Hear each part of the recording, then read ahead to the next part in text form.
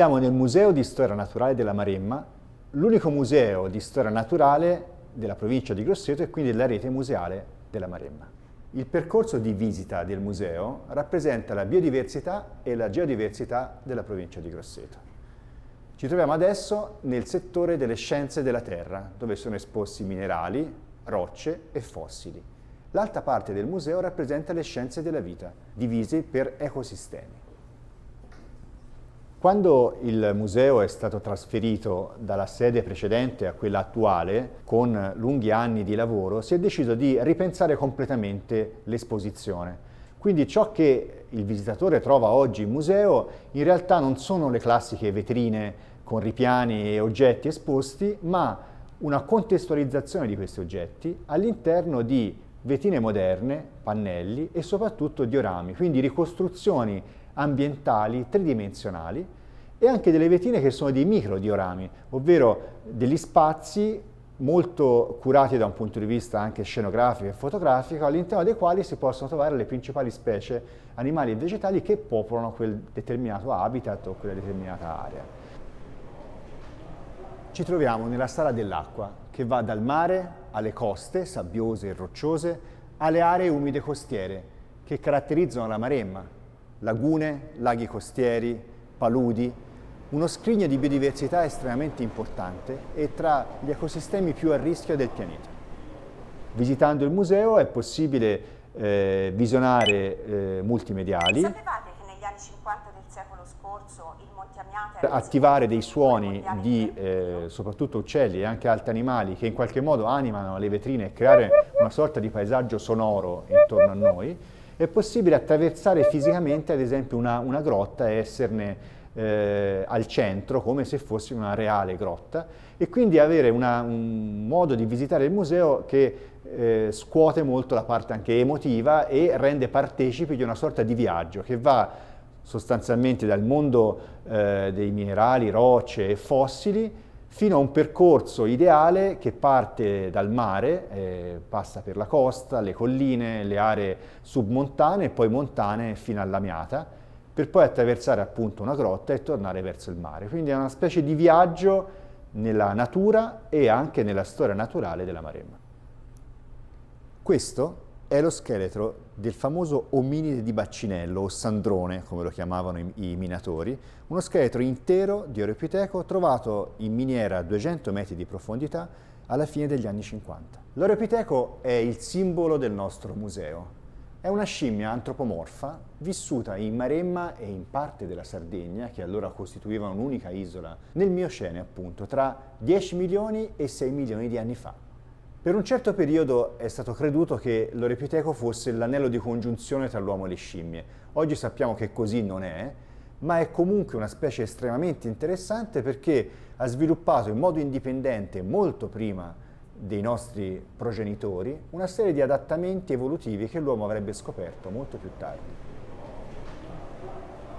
Questo, come molti altri musei di storia naturale, anche ben più importanti, penso a Londra, penso a Parigi, penso a Berlino, in realtà sono nati proprio dalla attiva partecipazione, dalla passione di persone che hanno iniziato a raccogliere collezioni che poi in qualche caso hanno donato al museo e hanno contribuito anche al loro arricchimento nel corso del tempo. Il museo nasce dall'attività di un gruppo di amici che a partire dagli anni 50 ha iniziato a esplorare la Maremma, una terra molto varia con una biodiversità enorme che va dal mare fino al Monte Amiata. Questo gruppo di amici sostanzialmente appassionati, alcuni di loro erano docenti di scuola superiore, hanno iniziato a raccogliere campioni e così hanno messo su delle piccole collezioni che mano a mano nel tempo si sono andate arricchendo.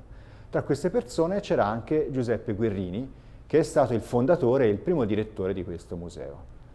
Questo crea un po' la base di un rapporto stretto tra i musei di storia naturale e gli appassionati naturalisti, che oggigiorno si è trasformato in qualcosa che ha assunto il termine più moderno di citizen science e costituisce un po' un fattore importante di coinvolgimento del pubblico, una sorta di interfaccia tra scienza e partecipazione del pubblico e società, quindi. Il pubblico del museo diventa non soltanto la persona che viene a visitare il museo e in qualche modo apprezza i contenuti di ciò che viene presentato, ma può contribuire egli stesso sia fornendo informazioni e campioni in qualche caso, ma anche partecipando alle attività di citizen science che si svolgono nella maggior parte dei casi all'aperto. Quindi per citizen science si intende la scienza partecipata o scienza condivisa, in realtà non c'è una vera e propria traduzione in italiano, quindi si usa comunque il termine citizen science. Ed è la partecipazione del pubblico nella raccolta di dati e nella produzione di nuove conoscenze scientifiche. Il museo è uno dei fondatori dell'Associazione Europea di Citizen Science, che negli anni ha sviluppato i 10 principi di Citizen Science, che vedete qui riprodotti, tradotti in 27 lingue diverse, che costituiscono gli elementi fondamentali da seguire per sviluppare la scienza dei cittadini. I'm very proud and very happy to have the science bus with us in Grosseto. Was here doing activities together. I'm very happy to put these stickers on the bus. Questo è un modo per, da una parte, svincolare dal concetto di museo come luogo statico, polveroso, e al tempo stesso per coinvolgere maggiormente le persone. Il museo non è solo collezioni espositive, quelle che si possono vedere nelle vetrine, nei diorami, ma una delle funzioni principali di un museo è la conservazione e lo studio delle collezioni storiche e recenti.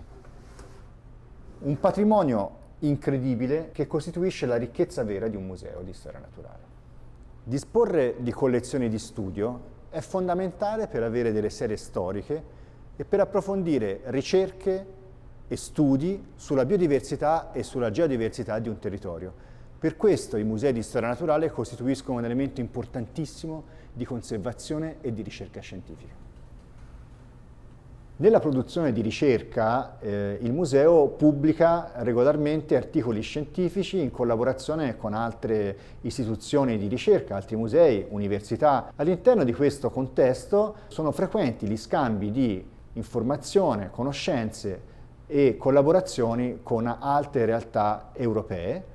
I risultati delle ricerche sono primariamente delle pubblicazioni scientifiche, spesso in lingua inglese, che vengono poi lette in tutto il mondo. Ma in alcuni casi, laddove i dati raccolti e soprattutto gli oggetti raccolti costituiscono un elemento importante di conoscenza, è possibile anche organizzare delle mostre. Il museo ne ha organizzata una importante nel 2015 sui reperti archeologici e paleontologici di Poggetti Vecchi, e nel tempo mi auguro che questo sia possibile numerose altre volte, quindi che sia un modo per rinnovare anche le collezioni museali e renderle visibili al grande pubblico. L'inaugurazione del museo alla fine del 2009 è avvenuta con un testimonial di eccezione, Piero Angela.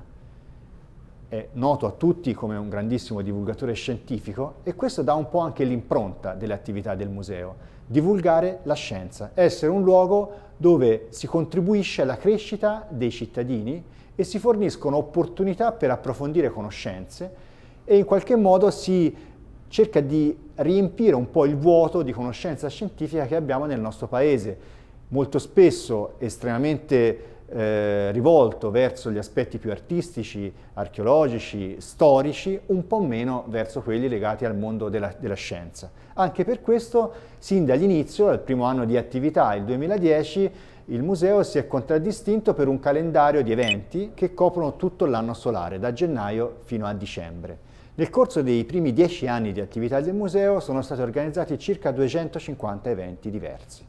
Quindi si va dal Darwin Day, che è un evento di approfondimento sull'evoluzione dedicato appunto a Charles Darwin in corrispondenza più o meno della data della sua nascita, fino a eventi formativi, quindi corsi, incontri di citizen science, eventi all'aperto, caffè della scienza e una serie di altre iniziative volte a migliorare la conoscenza scientifica e a portare in città e in museo alcuni dei massimi esponenti sui singoli temi che poi abbiamo trattato nel corso del tempo. Tutto questo porta a una produzione culturale e scientifica che fidelizza le persone e che quindi allarga un po' il contesto, laddove il museo, come è successo nel 2020, si espande anche sul web. Quindi molte delle attività che erano in programma sono state trasformate in eventi online. Bentrovati, in questa nuova veste stiamo testando delle nuove possibilità di utilizzo delle sale virtuali di Facebook per fare dei webinar. Quindi il museo che in streaming, sui social network, sul proprio sito, continua a fare cultura non solo per i locali ma anche per coloro che vogliono seguire le nostre attività. E questo ha portato ad esempio in un caso, quando nel marzo del 2020 abbiamo organizzato un Virtual BioBlitz, ovvero un BioBlitz virtuale dove tutti potevano partecipare da casa inviando le proprie foto di animali e di piante in collaborazione con l'Università di Firenze e con un'associazione che si chiama Successione Ecologica, e ha avuto un successo incredibile. Abbiamo avuto in poche ore oltre 3.000 foto inviate da persone che non solo mandavano le proprie immagini scattate in vari luoghi del nostro paese, ma anche scattate durante le loro vacanze. Quindi abbiamo avuto alla fine una quantità enorme di immagini che arrivavano da tutti i continenti, e questo in pochissimo tempo, per dare l'idea come è possibile coinvolgere l'interesse e muovere una quantità enorme di informazioni.